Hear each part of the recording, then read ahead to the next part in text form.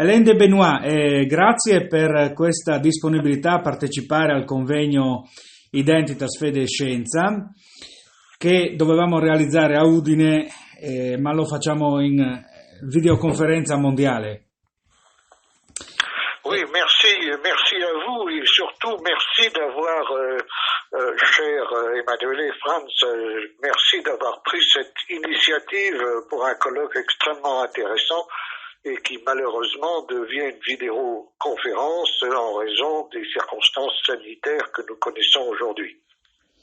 Ecco, grazie Alain. Allora io volevo chiederti la tua opinione circa la possibilità che fede e scienza possano essere oggi armonizzate e quali consigli si sentirebbe di dare ai giovani per uscire da questa crisi di valori o su come la globalizzazione ha comportato conseguenze negative oggi sui valori tradizionali e anche sulla perdita di una certa visione trascendentale dell'uomo. Cioè, è possibile reagire al livellamento di valori attraverso un confronto fra fede e scienza, secondo lei?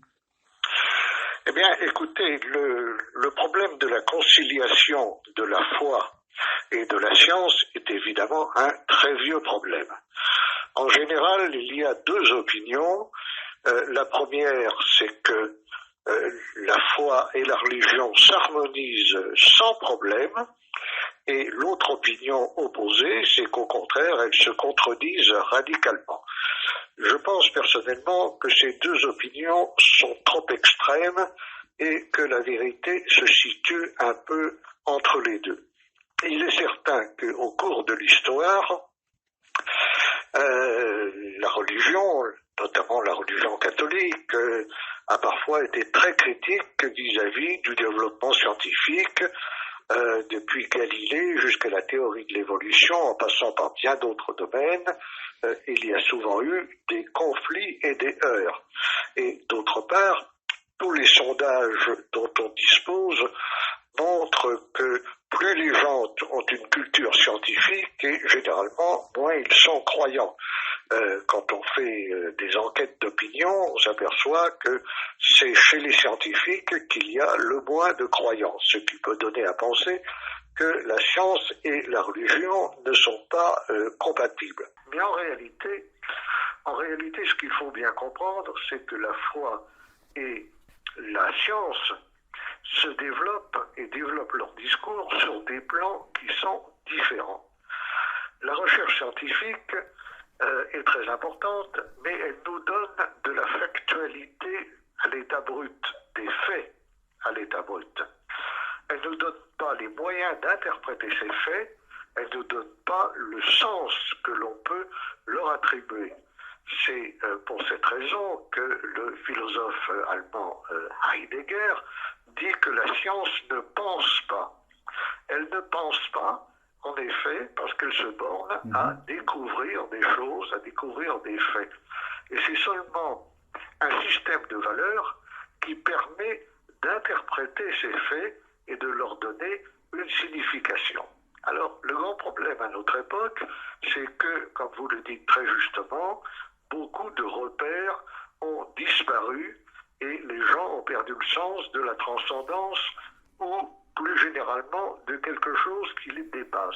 Je pense que la raison profonde de cette évolution, ce n'est pas seulement le matérialisme pratique, c'est aussi la montée de l'idéologie libérale dont l'anthropologie repose sur une conception à la fois individualiste et économiste des choses, qui empêche de voir ce qu'il peut y avoir au-dessus de l'individu qui le dépasse et qui l'excède infiniment. L'anthropologie libérale se fonde sur l'idée d'un individu égoïste qui recherche en permanence son meilleur intérêt et rien d'autre. C'est au fond l'homo economicus, l'homme économique. Et l'homme économique, eh bien, il n'y a rien qui l'excède, il n'y a rien qui est au-delà de lui-même. La religion permet de montrer aux gens qu'il y a quelque chose au-delà d'eux-mêmes qui peut donner des raisons de vivre et aussi des raisons de mourir. les raisons de vivre et les raisons de mourir sont très souvent les mêmes. Bien entendu, ce n'est pas seulement la religion qui peut donner cette dimension de dépassement de soi. Ce peut être une conviction très forte, une conviction politique, une conviction philosophique, un sens très aigu de la communauté d'appartenance, mais quelle que soit la façon de poser cette question-là, on en revient toujours à la question fondamentale de savoir comment répondre aux besoins qu'a l'homme de se dépasser lui-même et d'avoir conscience qu'il y a quelque chose qui dépasse sa pure existence individuelle. Grazie Alain de Benoit per questa tua considerazione molto profonda che sarò molto felice di riportare ai partecipanti del convegno Identitas, Fede e Scienza. Io allora volevo chiederti, I want to ask you about your opinion about the technique today. La tecnica ha preso il controllo dell'uomo, l'uomo è stato sostituito dalla macchina, the people don't read more the books, the computer use technique and not man. So, così in questo modo la parte, the transcendental component of man is not so strong proprio attraverso questa eliminazione del contatto umano. Quindi cosa può fare la classe intellettuale per la riscoperta di questi valori tradizionali ormai dimenticati soprattutto dalle nuove generazioni, secondo te? La première des choses à faire, c'est évidemment de porter un diagnostic sur le fait même de la technique. Et il y a deux observations que l'on peut faire à ce propos. La première, c'est la grande différence qui existe entre ce qu'on appelait dans la Grèce antique la techné et la technoscience moderne. Qu'est-ce qui s'est passé entre-temps? La techné, c'était une façon de trouver des procédés artificiels permettant d'améliorer la condition humaine dans le respect de son appartenance au monde. Donc ça ne s'inscrivait pas en faux contre une conception de l'harmonie cosmique. L'idée que la société des hommes doit s'intégrer dans un véritable cosmos. À partir de l'époque plus moderne, et notamment à partir de la pensée philosophique de Descartes, l'idée s'est fait jour que l'homme avait pour mission de dominer le monde, comme il est déjà dit dans la Genèse, c'est-à-dire d'arraisonner par sa maîtrise l'ensemble des choses vivantes et inanimées, de façon, comme le dit Descartes, à devenir maître souverain de la nature. Le deuxième point sur lequel je voudrais attirer l'attention, c'est l'erreur classique qui est faite concernant la technique, de la considérer comme quelque chose de neutre. Beaucoup de gens pensent que la technique, elle est bonne ou mauvaise selon l'usage que l'on en fait. Malheureusement, l'expérience historique nous montre que ce n'est pas tout à fait le cas et que la technique n'est pas du tout neutre dans la mesure où elle se développe non seulement sous l'effet des initiatives humaines, mais également en fonction de sa logique propre comme une sorte de système cybernétique. L'essayiste allemand Friedrich Georg Jünger, qui était le frère du grand romancier, du grand écrivain Ernst Jünger, Friedrich Georg Jünger a publié un livre qui s'appelle La perfection de la technique, qui a été traduit dans plusieurs pays, notamment je crois en Italie et également en France, dans laquelle il explique que la loi interne, la loi intérieure de la technique, c'est que tout ce qui est techniquement possible sera inévitablement fait. Dès lors qu'un développement technique peut être réalisé, on peut essayer d'empêcher sa réalisation, elle aura lieu de toute façon. Et c'est la raison pour laquelle la technique aujourd'hui est de moins en moins au service de l'homme et qu'elle requiert l'homme comme son moyen propre. l'homme devient le pur moyen de la technique. Et enfin, dernière réflexion, c'est que la technoscience se meut uniquement dans un univers de quantité et non pas de qualité, c'est-à-dire qu'elle progresse en s'articulant sur ce qui est calculable, quantifiable, et que tout ce qui échappe au calcul rationnel, à la démarche de quantification, de calculabilité, est tenu comme secondaire, transitoire, pas très important, voire comme non existant. Et par conséquent, pour répondre complètement à votre question, si l'on veut renverser la situation et reprendre le contrôle de la technique, il faut déjà s'interroger sur sa nature profonde e déceler son essence. Grazie Alain de Benoit per questa tua disponibilità. E ti faccio ancora una domanda sul tema del tempo, the question of time, important in philosophic. Ecco, in un mio libro che si intitola La storia come organismo vivente, si immagina la storia come un processo organico in cui le epoche storiche sono organi di un corpo. E immagino in questa epoca che ci sia una totale disintegrazione, come un apparato digerente che scompone tutto ai minimi termini, perché la tradizione, oggi i valori secolari, millenari, sono stati necrotizzati, ecco, come appunto una parte del corpo che va in necrosi. Questa visione non è né lineare né circolare, ma vede appunto nel passato degli organi importanti e di assoluto valore. Quindi volevo chiederle cosa ne pensa di questa visione e di conseguenza io ritengo che il progressismo oggi, come il darwinismo, pensare che nel futuro ci sia il progresso e il passato, il regresso, ci vede tutti noi uomini come un prodotto senza scopo e senza ragione. Cosa ne pensa lei? Je suis assez d'accord avec cette vision des choses. La conception organique de l'histoire comme un organisme vivant, s'inscrit dans une assez ancienne tradition. Au XXe siècle, c'était déjà, dans une certaine mesure, l'intuition de Oswald Spengler dans le déclin de l'Occident, puisqu'il décrit toutes les cultures comme des formes vivantes qui connaissent des périodes de naissance, de développement, de maturité, de déclin et de mort. Alors, moi, j'adhère personnellement à cette façon de voir, mais il faut bien être conscient que cela a une contrepartie qui a de quoi rendre un peu pessimiste. Parce que si vous décrivez l'histoire comme un organisme vivant, vous devez admettre que cette vie est d'une durée limitée et qu'un jour ou l'autre, cet organisme mourra. Donc ça, c'est évidemment le point le plus préoccupant, en sorte que la seule chose que l'on peut faire, c'est ne pas se bercer d'illusions, ne pas croire que les cultures dans lesquelles nous vivons ne sont pas mortelles, mais essayer de créer ou de recréer les conditions de l'essor d'une nouvelle culture, c'est-à-dire d'un nouveau commencement.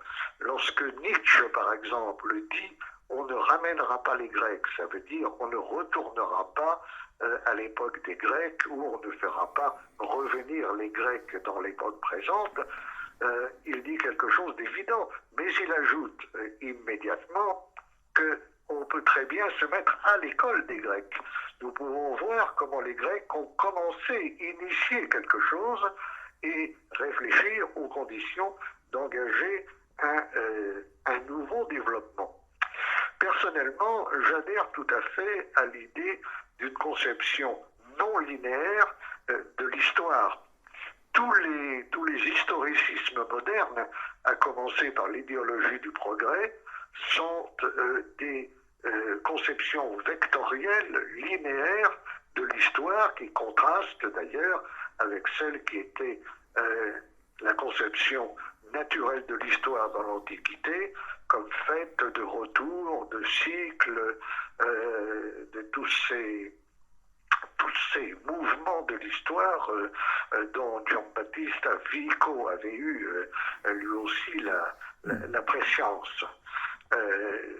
l'histoire linéaire, il faut bien le dire, vient de la conception judéo-chrétienne de l'histoire, avec un début absolu et une fin absolue, qui ensuite va devenir, dans l'idéologie du progrès, l'idée d'une marche en avant perpétuelle, avec des nouveautés qui sont toujours bonnes parce qu'elles sont nouvelles. Alors moi je pense que cette conception progressiste linéaire doit être absolument récusée. J'aurais peut-être une petite réserve par rapport à ce que vous disiez à propos du darwinisme. Je ne suis pas sûr que le darwinisme relève d'une pensée progressiste. Je pense que c'est plutôt une interprétation erronée de la théorie darwinienne de l'évolution. L'évolution n'est pas du tout linéaire. Elle n'est pas téléologique, elle n'est pas orientée vers un télos. Elle se développe d'une manière beaucoup plus diversifiée e buissonnante qu'on ne peut le croire.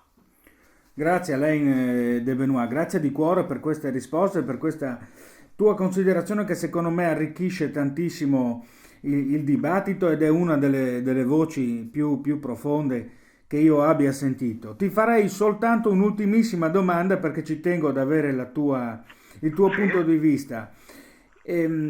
La scienza e la tecnica oggi hanno sempre di più, sempre maggiormente livellato ed eliminato le differenze delle identità dei popoli, i costumi, ma anche gli aspetti religiosi dei singoli popoli. Pensiamo in Oriente, in India, ci sono i McDonald's, le multinazionali che tendono a sfumare e a livellare sempre di più le tradizioni tipiche dei popoli. Il mondo è sempre più globale, merci e persone si spostano da un punto all'altro del mondo e tendono quindi anche a usare gli stessi prodotti e ad assimilare le stesse cose. Quindi la domanda è vero che ci sono delle componenti universali nell'uomo, ma come si può tutelare le caratteristiche delle singole popolazioni che le rendono uniche? Quindi di nuovo il rapporto fra la tendenza della tecnica e della scienza a globalizzare e le religioni tradizionali che conservano le caratteristiche dei popoli. Alors, si on regarde l'histoire de l'humanité, on constate que dans le passé, il y avait des langues, des peuples, des cultures différentes sur toute la surface de la Terre, mais qu'à l'intérieur de ces cultures, de ces pays, de ces nations, il y avait une relative homogénéité.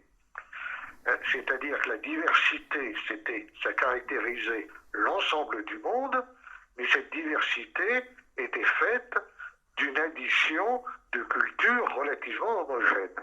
Nous sommes arrivés aujourd'hui exactement à la situation inverse, c'est-à-dire qu'à l'intérieur des nations, à l'intérieur des peuples, on essaye de créer une diversité absolument artificielle par le biais de doctrines, de pression, de jeux, de lobby, etc. Et qu'en même temps, on veut supprimer, éradiquer la diversité générale des peuples et des cultures qui est finalement la seule véritable richesse de l'humanité.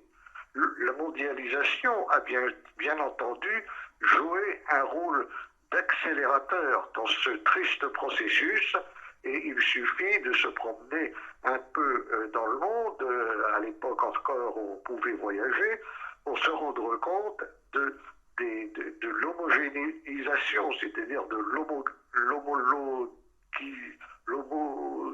l'homologisation et de cette diversité humaine, que ce soit dans le domaine des informations, des spectacles, des modes, des goûts, de la cuisine, de l'architecture, des spectacles et bien d'autres choses encore. Or, la réduction de la diversité et de la différence, c'est l'épuisement même de ce qui fait le sens de la richesse de l'humanité. Je voudrais insister à cet égard sur un point. Nous n'appartenons pas directement à l'humanité. Nous ne sommes pas des êtres humains abstraits qui seraient potentiellement de partout et de nulle part. Nous appartenons à des communautés particulières, à des cultures particulières, nous nous exprimons dans une langue particulière Et par conséquent, réduire tout cela est absolument dramatique. Pour le dire autrement, l'homme n'appartient pas de manière immédiate à l'humanité, nous appartenons à l'humanité d'une façon médiate. Médiate, c'est-à-dire par l'intermédiaire d'une culture qui nous appartient en propre et que nous devons préserver. Je disais à l'instant que la mondialisation a accéléré ce phénomène, mais elle n'en est pas la cause première. La cause première, ce sont des courants de pensée profanes ou religieux de caractère universaliste qui proclament depuis longtemps que finalement l'homme est partout le même. Et ce n'est pas vrai. L'homme n'est pas partout le même. Vous savez, Joseph de Maistre, le grand écrivain français Joseph de Maistre, disait que après avoir beaucoup voyagé, il n'avait jamais rencontré d'homme. Il avait rencontré des Français, des Italiens, des Savoyards, des Allemands, des Espagnols, mais l'homme en soi, l'homme abstrait, il ne l'avait jamais rencontré. Et il avait raison, car dès l'instant que l'on déleste l'homme de toutes ses particularités, on n'arrive pas du tout à un être pur, on arrive au vide le plus terrible. Et pour terminer, je dirais que la cause profonde à l'époque moderne de cette réduction de la diversité, c'est une fausse conception de l'idéal d'égalité. C'est l'idée que l'égalité n'est réalisée que lorsqu'elle devient synonyme de la mêmeté. C'est ce que j'ai appelé l'idéologie du même, l'idéologia dello stesso. Or, il faut opposer à l'idéologie du même l'idéologie de la diversité qui permet la coexistence à la surface de la Terre de différents pôles de culture et de civilisation dans un monde multipolaire où les cultures, les peuples et les langues conservent leur identité et leur personnalité, et pour cela, il faut rejeter cette idée néfaste que nous sommes fondamentalement les mêmes, c'est-à-dire des êtres qui pourraient être régis partout par les mêmes constitutions, les mêmes lois, sans considération de tout ce qui nous distingue. Alain, grazie di cuore, io spero che in tanti ascoltino queste considerazioni e che riflettano, perché molte persone non si interrogano su queste cose. Spero che la traduzione non è molto difficile.